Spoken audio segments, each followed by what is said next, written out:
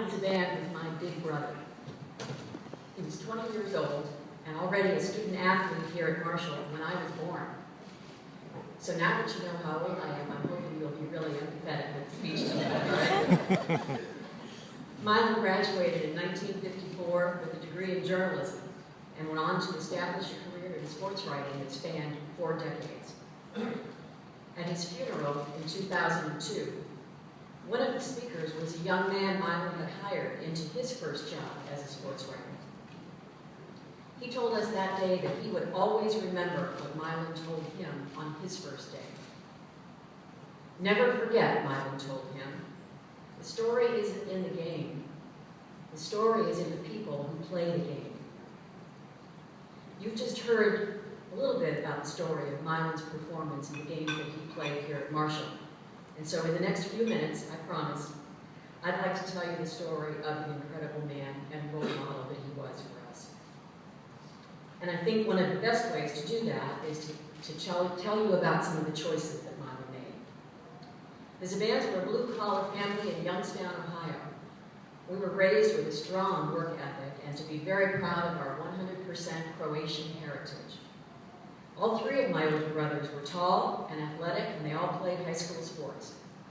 Bill, the youngest, loved football. John, our middle brother, excelled at basketball. Milan played all 3 sports, but he loved baseball. And all 3 of them are members of Youngstown's East High School Hall of Fame. All 3 of them could draw really well too, but Milan had some mad art skills. As a high school junior in 1949, Milan was awarded a $1,000 art scholarship to study at the renowned Butler Institute of American Art. That year, Butler sponsored a one-man show of his work, and his talent was recognized. But Milan didn't choose art. His senior year in high school, Milan was offered football scholarships to Yale, Princeton, West Point, Wisconsin, Youngstown, and Mount Union. Milan didn't choose football either. When the New York baseball giants invited him to their spring training camp, that was a no-brainer, and Milan chose baseball. He did well there, took batting practice from Hall of Famer Mel Ott, hit the longest home run that had ever been hit in that camp, and his career at professional baseball was well on its way. Until he slid into second base one day, shredded his ankle, and found himself back in Ohio recuperating. At that time, Milan was choosing between returning to the Giants or signing with Ohio's own Cleveland Indians, who had matched the Giants' offer. But Milan found out he had another choice to make when Pete Peterson visited the Zban house in Youngstown. Pete was the new head football coach at Marshall.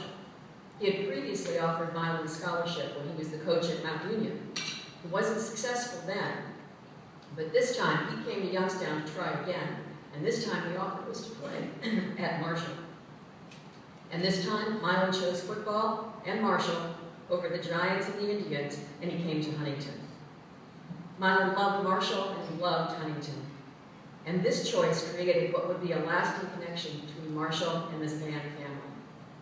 3 years later, our brother Bill also chose Marshall. And when Bill came to Huntington, he never left. Bill was a starting quarterback for the Herd, and at one time the leading passer in the MAC. But I guess we'll save that for another banquet. Bill met and married a Huntington native, Linda Lee Gardner. Together they raised a wonderful family of 6 children, and in 1998, Bill was buried here in Huntington near the Marshall Memorial and much too young. Milan returned to Huntington often for family and friends, but never was that connection more profound than when he was asked to return as a writer on November 14, 1970, to cover the developing story of that day's tragic event, not yet knowing if our brother Bill had traveled with the team that day. Like all of us, Milan faced many choices in his life. A few of them involved promotion opportunities which would have required extensive travel and reduced time with his family. Some of them dealt with how to respond to claims of unfairness or not enough ink that came from parents or high school coaches. But the most impactful choices he made drove how he dealt with and fought against cancer for 30 years. His colleagues from that time tell me that he fought so valiantly yet gracefully that they were sure he simply willed the cancer away. They say he was a shining example of courage, and he was that and more to all of us. And Milan had a favorite quotation, but surprisingly, it's not from anybody in sports. It's not from the Bible. His favorite quote comes from the poet Robert Browning. It reads, "A man's reach should always exceed his grasp, or what's a heaven for?" My big brother Milan certainly did reach for the stars. He tried to be better and to do better every day of his life. But in the choices he made, he remained firmly grounded in who he was, how he was raised, in his integrity, and above all, in his family. Milan always chose values over victory, and his faith in his family over fame and fortune.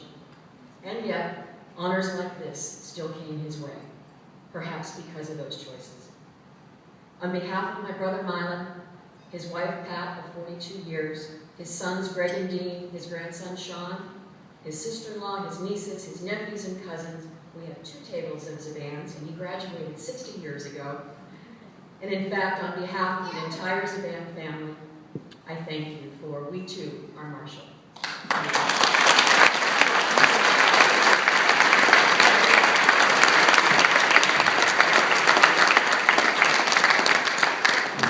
What a well-respected name in Huntington. You should be proud. Now, before we head out,